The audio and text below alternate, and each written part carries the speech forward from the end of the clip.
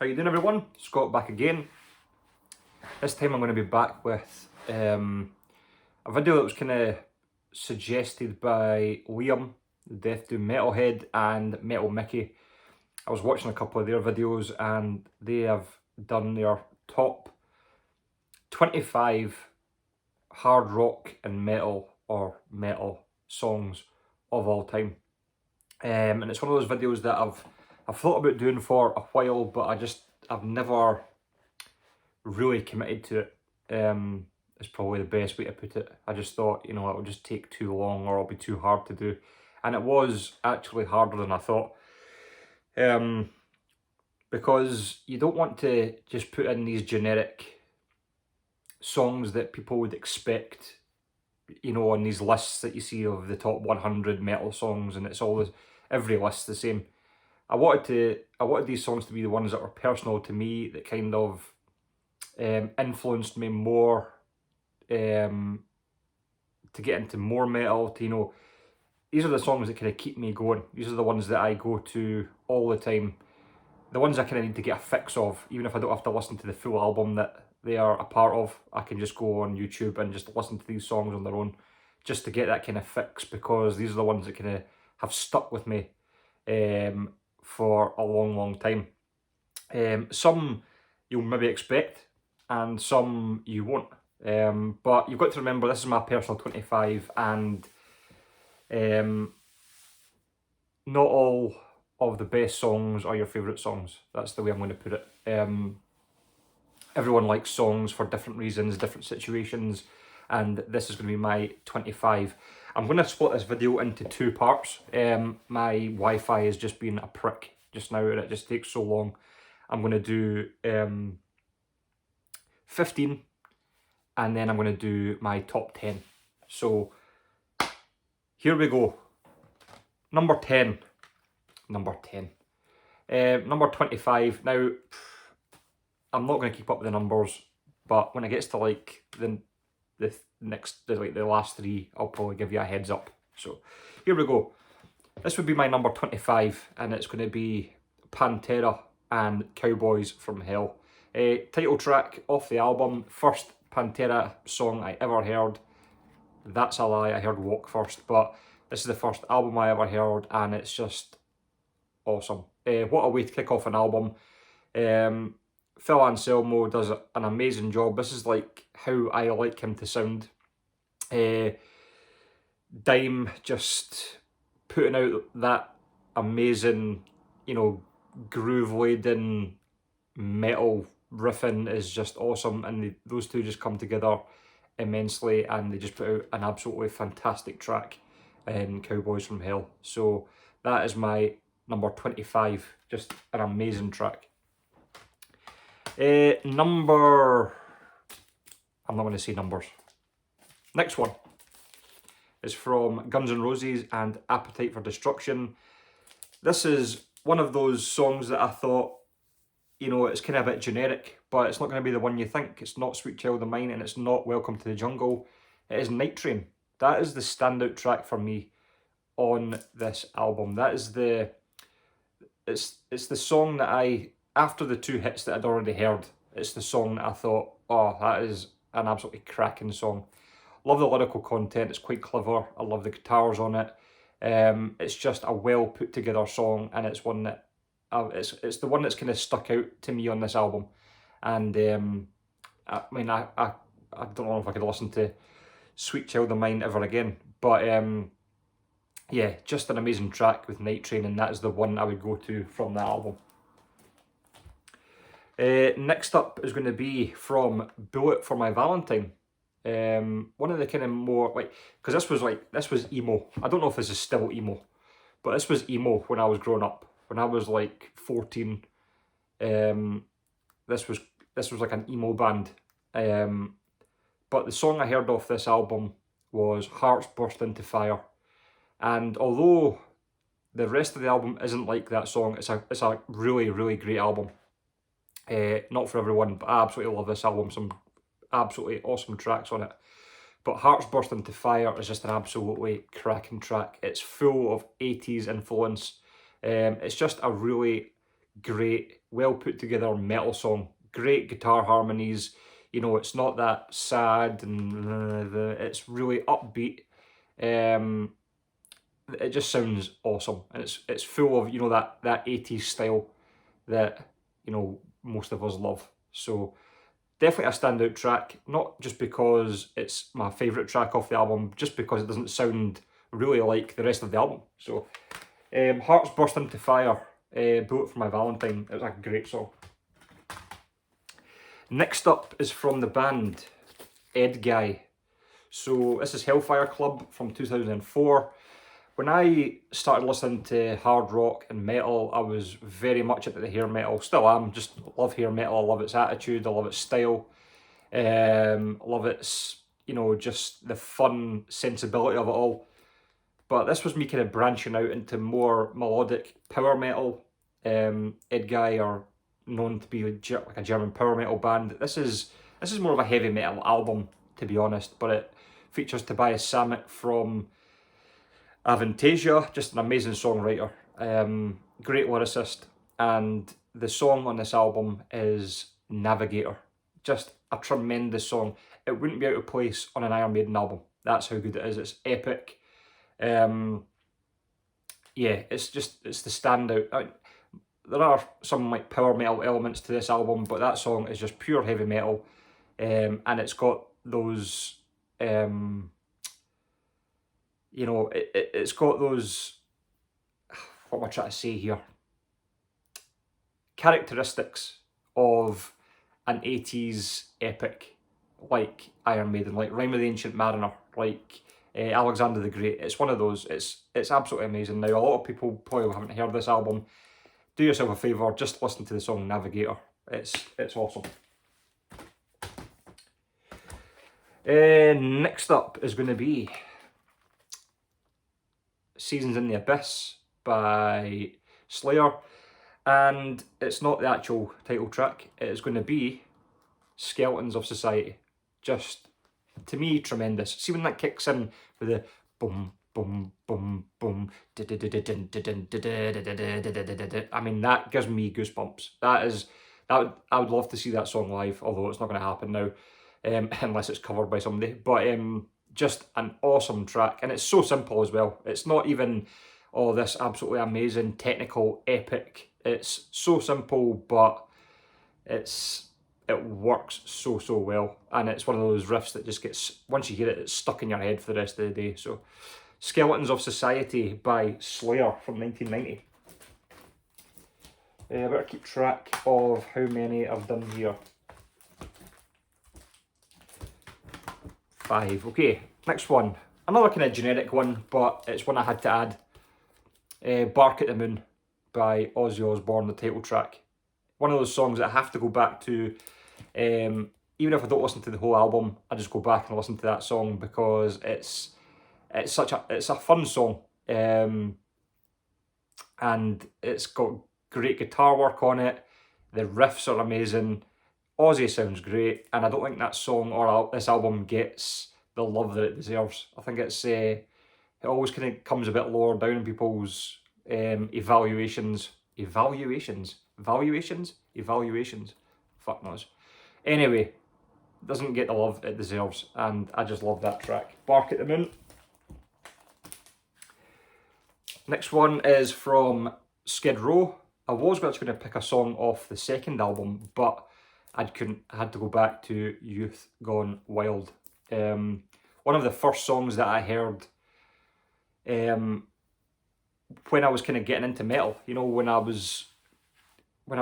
really kind of got into Motley Crue, you kind of look for bands that are the same as Motley Crue. You find Rat, you find Warrant, you find Skid Row. So I've always had this thing that I've had this kind of connection with the word wild, and I always think if the song has the word wild in it, I'm probably going to enjoy it, because it just happens all the time. If I hear it, if I see a song that's got wild in it, I listen to it, I think that's a great song. It's just that it's a connection that I've got with the word wild. Crash Diet, Generation Wild, love that song as well. But anyway, definitely a standout track on this album, and just one of those standout tracks from when I was kind of getting into the genre and like getting into metal and hard rock and discovering all these bands. It's one of those songs that have stayed with me the whole time. You know, it just got great riffing in it. Guitar works immense. Sebastian Bach sounds absolutely amazing. You know, it's just full of that kind of angst and attitude, and I love it. So, Skid Row and Youth Gone Wild from 1989. What am I on? 3, 4, 5, 6, 7. So number 8 is going to be from Crimson Glory, self-titled album from 1986. I really love, I nearly picked the first song on the album, Valhalla, which completely kicks off the album in an amazing way. But I went for the track Azrael, which is kind of midway through the album, and it's because I don't know why, I don't know how I heard that song first, because I don't know why I would start an album halfway through, but it's one of those songs that, it was like pretty much the first song that I heard from like a US power metal band, you know, 80s US power metal, and I just loved it. As soon as I heard it, I just thought, oh, fucking hell, I need to get more of this.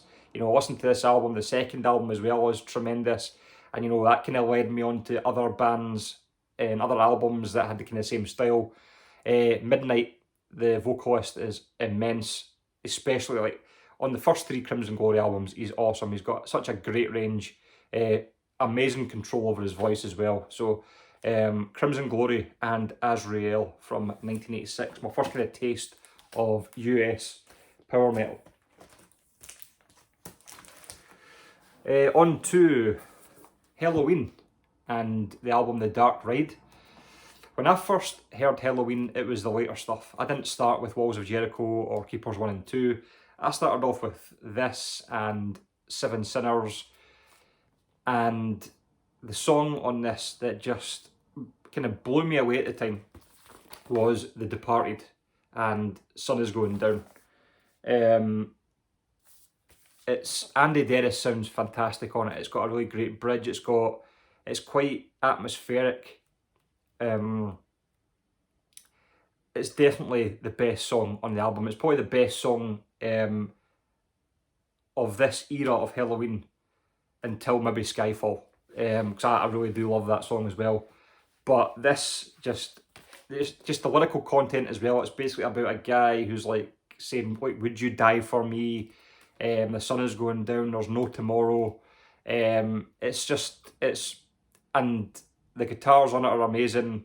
You know, you could say that for probably all of these anyway, but it's just an amazing song. I just love it. Definitely want to go back to all the time. So, Sun Is Going Down by Helloween. Right, let me just do a quick count. So I'm going to do 15. 2, 3, 4, 5, 6, 7, 8, 9. Right, let's go for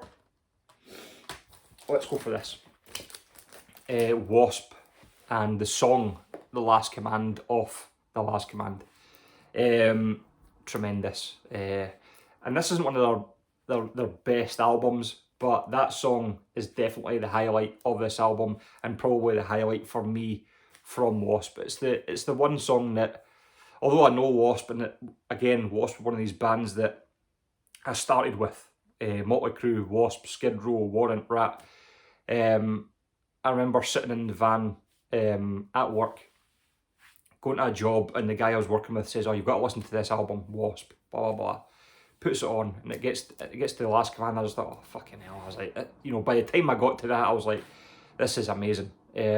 So it's always been one of those songs that have stuck with me, and maybe it'll be the one that, you know, if I've got it played on the iPod at work, I'll just quickly skip it back and play it again, because it's awesome. Love Blackie Lawless's voice. You know, his whole attitude at this point was, you know, kind of what I was all about, and I just love it. So, Last Command by Wasp. Let's see. Let's go for the album Painkiller, and the song is going to be Between the Hammer and the Anvil. You know, a lot of people talk about the title track Painkiller, and you know, there's so many other great songs on this album as well. I enjoy most of it. I mean, really the one I don't like on this is Metal Meltdown. I can't stand that song. But the one that really stands out for me is Between the Hammer and the Anvil. Rob Halford just sounds absolutely awesome on it. Soloing is awesome. It's even got that bit in the middle of the song where it's like somebody's hammering steel. You know, between the hammer and the anvil, it's like somebody's hammering like a blade out for battle or something like that. It's just always been that song that sticks out, and then the riff as well was, you know, it's a simple, probably heavily recycled riff or chord progression, but it's completely changed around by the melody that Rob Halford puts to it, and obviously Rob Halford's vocals are insane anyway. So yeah, that's always been a standout for me. So Painkiller and Between the Hammer and the Anvil. Fuck, I've lost track again. So bad at this. I really am. Let's see.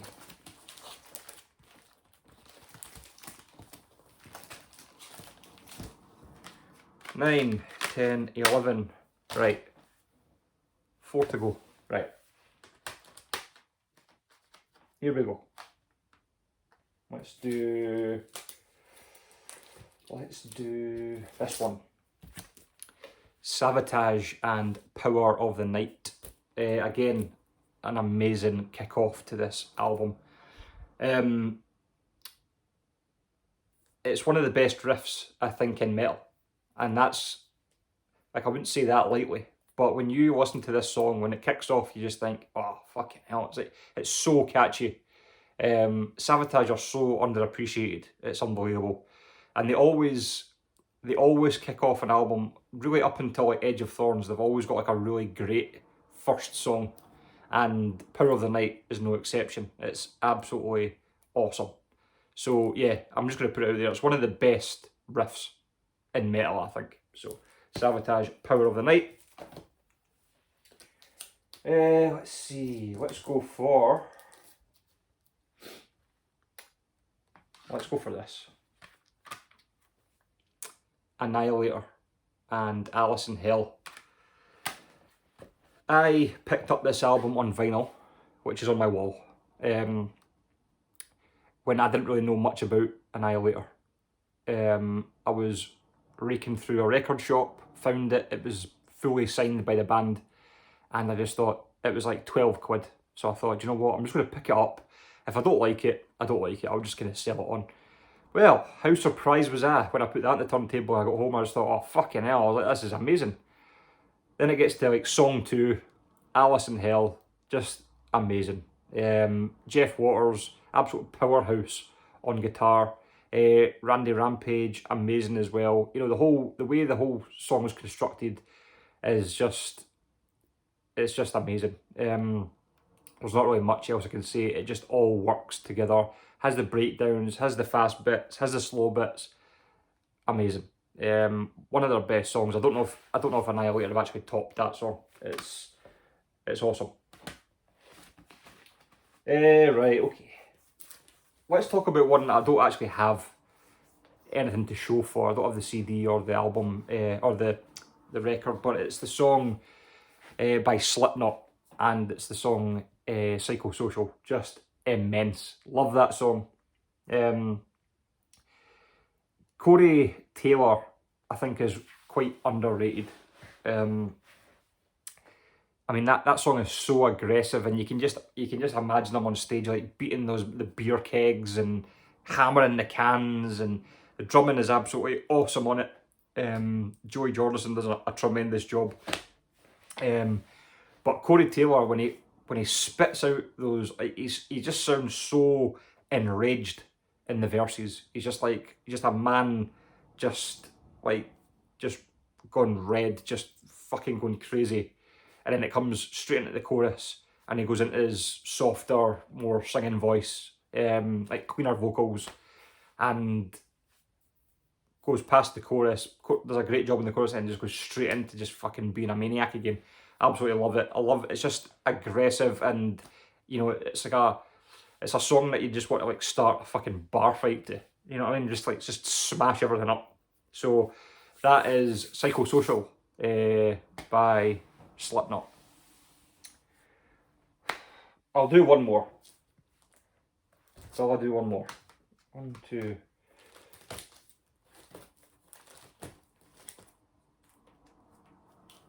Yeah, I'll do one more. Right, here we go. Spread Eagle. Third track off their debut, and it is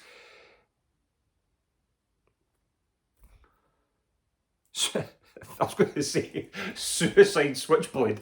Oh, aye, one of your favourite songs, is it? Switchblade Serenade. So I actually found I found Spread Eagle just by chance on YouTube, and it was the song Switchblade Serenade.